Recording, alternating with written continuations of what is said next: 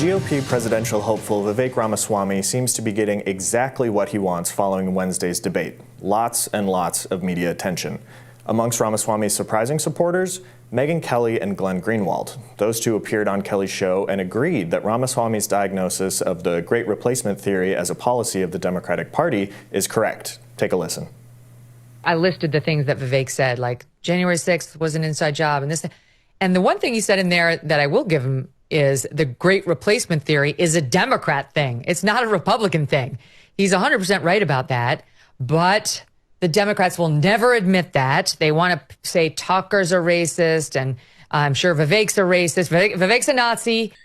The Great Replacement theory is 1,000% a Democratic Party idea. There are Democratic Party operatives, mainstream ones, who wrote books saying that the key to an enduring permanent Democratic Party majority is ensuring that we have so much immigration that it changes the demographic composition of our country. And these newly arrived immigrants will forever be Democrats, and there'll be no way for us to lose elections because of these demographic shifts.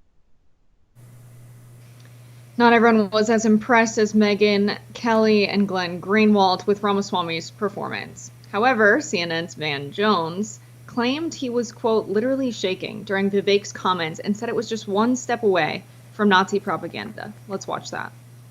And the smug, condescending way that he just spews this poison out is very, very dangerous, because he won't stop Trump, but he's going to outlive Trump by about 50 years.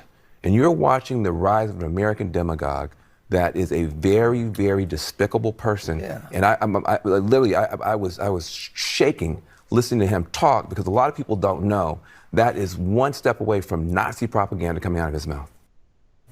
Not one to let a good opportunity pass him by, Ramaswamy countered Jones by posting a clip from 2021 in which Jones appears to be actively pushing the Great Replacement theory himself. And that's basically the request from the racial justice left, is that we want the white majority to go from being a majority to being a minority and like it. That's a tough request. So there you go. You've got Van Jones saying that he's shaking because Vivek Ramaswamy pointed out something that Jones himself has said. I think this is one of those interesting things where we see not just the electoral political battles and sort of the ideological battles play out, but also the rhetorical battle. And you've seen Democrats and the left for a very long time use this phrase as a way to, again, demonize conservatives, demonize Republicans, as we saw with them doing now against Ramaswamy. But it's one of those things where if you just look at what the left is saying, they're often the ones that are pushing this. Specifically, the Democratic Party has, as Glenn Greenwald pointed out in that clip we showed from Megyn Kelly's show, this is something that Democrats have talked about and sort of even fantasized about for a long time, which is if they have a situation where they can't, with the current sort of demographic makeup of the United States, reliably win elections, which obviously the election of Donald Trump sort of pointed out the issue that they seem to have with that.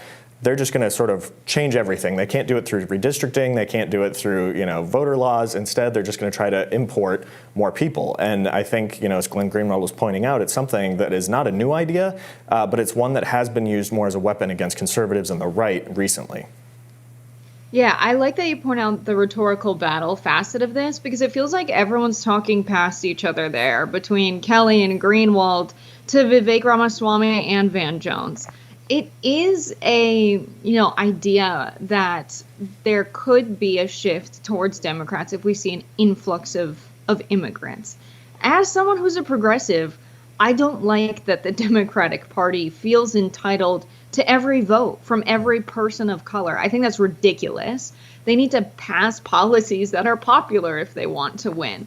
It's absurd that they think that the diminishing population of white people proportionally in the United States is something that's good for their party because of trends that they've seen in the past with the Latino vote and with the black vote, that this is going to be very good for them and they'll be winning all of the time. No, absolutely not. We saw the Arab vote leave the Democratic Party and say, or not leave the party, but say they wouldn't vote for Joe Biden after his handling of the conflict in the Middle East right now and the support of Israel.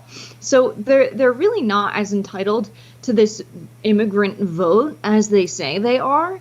And I think what people like Van Jones are trying to point out, from what I know about his wing of the Democratic Party, is that it's been a problem for people like Tucker Carlson, Joe Rogan as well, that this could be a reality, that Democrats would push for this to be a reality.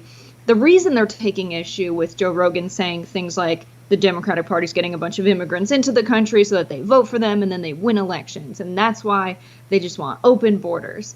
It's not an accurate depiction of reality, but I think a lot of the sentiments from people like Joe Rogan and Tucker Carlson have a weird racist undertone, that like they don't want the immigrants to come for other reasons, that like they're not cool with them coming in. I think it's fine to say you're not entitled to the immigrant vote.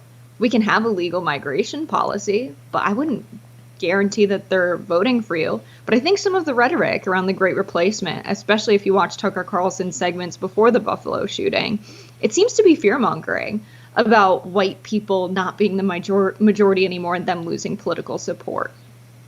Yeah, I think the point that you make about them feeling, the left or Democrats feeling entitled to every immigrant vote is excellent, because you have, in that clip, Van Jones is attacking Republicans for being smug and condescending, but there's really nothing more smug and condescending than assuming any non-white person who comes into the United States would automatically vote for a Democrat, and that, as you pointed out, is not something that they can take for granted. That may have been something that was sort of, again, this rhetorical talking past each other may have been a little bit more true in years gone by. But if you look at the policies that Democrats push now, if you look even just something that comes up often, the idea of law and order and rising crime, and you look in San Francisco when they had the recall election for the DA there, it was the majority-minority districts that more overwhelmingly voted to remove the soft-on-crime DA than the white neighborhoods. And so assuming that immigrants are just automatically going to support Democrats, vote for them, and support their policies is one of the more smug and condescending things you could say. And I think, to your point about the potential racial side of this, I think it's equal parts, if you're saying you're scared of an immigrant just because of the color of their skin, that's racist. But also if you're saying, like Joe Biden did in the 2020 election, if you don't vote for me, you ain't black, obviously that's also making the same sort of determination just based upon the color of someone's skin. And so on both sides, I think you sort of have the extreme of this. And in the middle, you have people who say, again, we should have a legal immigration system in this country, and these immigrants should be welcome. And if they have policies that they support, they should vote for them as U.S. citizens. But then you have these edges, again, like you were saying, just sort of talking past each other. And I don't think there's going to be a resolution to this, because I think you're going to see the left continue to use it as sort of a rhetorical bludgeon against Republican candidates. I think that became sort of the norm during the Trump administration. And I don't know if there's really any way to actually come to an understanding or a definition of what that actually means, this great replacement theory.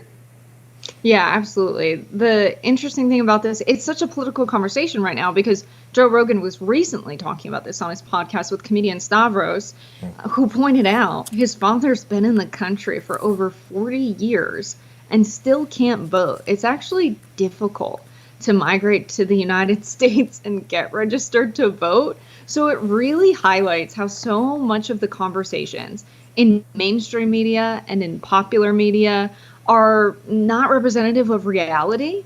There's actually not a major threat that a bunch of people will come into the United States and be able to vote in the next 2 major presidential elections. And so it's hilarious that so many people are talking past each other. And Vivek Ramaswamy making this such a central point in his campaign. I like that you point out this is mostly for attention. But if it's not representative of reality, why is a major presidential candidate talking about it and major news anchors arguing about it and talking past each other? I think you and I just arrived at a much more reasonable conclusion than even members of Congress, when they talk about this issue, arrive at. And I think that's really the crisis of American politics today, is so many conversations aren't representative of real problems. And even the people who are supposed to be asking those questions and having the answers to them aren't even asking them. Yeah, I'm not sure if you just announced our joint congressional run, but in any case, we will be back with more Rising right after this.